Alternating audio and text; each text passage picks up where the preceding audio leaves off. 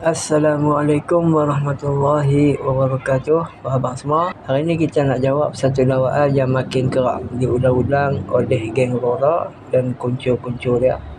Kononnya perlis digelar Wahabi sebab mereka ikut sunnah dan suka berbeza pendapat. Katanya ini semua salah orang lain sebab tak boleh terima beza pandangan. Tapi macam biasalah, kita tak boleh telan bulat-bulat. Kena kunyah, hadam baru tahu rasa dia macam mana. Jadi betul ke perlis digelar Wahabi sebab ikut sunnah? Soalan pertama, sunnah siapa? Sunnah Nabi SAW atau sunnah Warsi Muhammad bin Abdul Wahab? Kalau sunnah betul-betul, umat Islam dari dulu dah amal. Solat jemaah, baca Quran, puasa, zakat, itu semua sunnah. Tapi peliknya bila geng Wahabi dan juga geng Perlis ni datang, tiba-tiba semua orang jadi ahli bid'ah.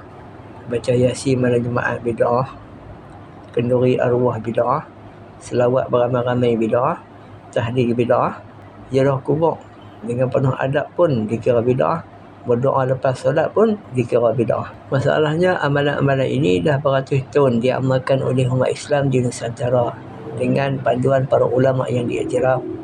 Tak pernah pun ulama dulu cakap benda tu sesat, apatah lagi bid'ah dalalah. Lepas tu mereka kata orang marah sebab mereka berbeza pendapat. Jangan simbanglah, ulama dulu dah lama berbeza pendapat, tapi beza dengan adab. Imam Syafi'i beza dengan Imam Malik, Imam Abu Hanifah pun beza dengan Imam Ahmad. Tapi ada tak mereka sesat menyesatkan, bid'ah membid'ahkan? Ini tidak. Geng Perlis ni datang terus guna bahasa keras. Ini bukan sunnah, ini syirik. Ini tak ada dalam zaman Nabi, bid'ah sesat. Kalau orang tengok balik, dia kata kami ikut sunnah, hampa ikut budaya. Padahal yang tak berlapang dada tu siapa sebenarnya? Mari kita pusing sikit sejarah. Sebelum masuknya pengaruh geng Perlis dan Wahabi ke tanah Melayu, suasana agama sangat tenang. Mazhab Syafi'i jadi pegangan majoriti. Ulama pondok ajar tasawuf, fiqh, tauhid, asy'ariyah, zikir beramai-ramai, maulid Nabi, tahlil. Semuanya sebati dalam masyarakat. Ulama tak bergaduh sesama sendiri. Masyarakat tak keliru dan tak ada orang awam yang sibuk nak mengajak mufti. Kalau ada beza pendapat, ulama bincang elok-elok. Tak ada orang berani melabel ahli bid'ah sesuka hati. Bahasa dakwah pun lembut, berhemah. Tapi lepas masuknya pengaruh Wahabi dan geng Perlis ni, terus jadi ribut.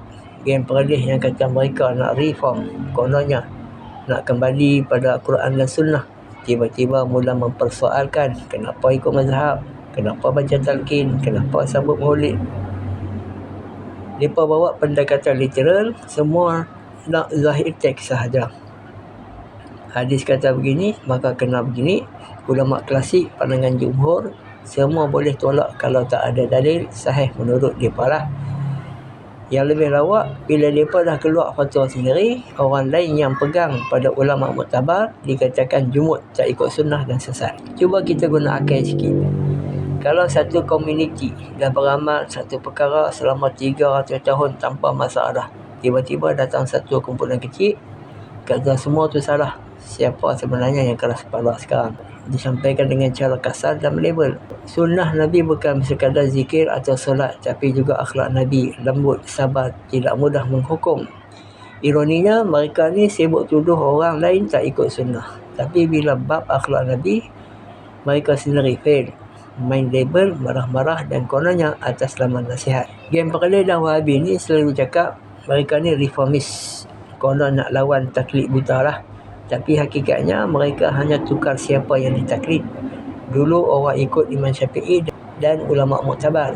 Sekarang mereka ikut bin Bas, Albani dan ulama Najd yang mereka copy paste fatwa. Bila orang tanya kenapa tolak amalan tempatan yang ada sanad dan ulama, mereka jawab tak ada dalam hadis. Padahal banyak benda yang tak disebut literal dalam hadis tetapi diterima kerana ianya maslahah, ada qiyas dan ijma' ulama. Jadi kesimpulan dia senang je.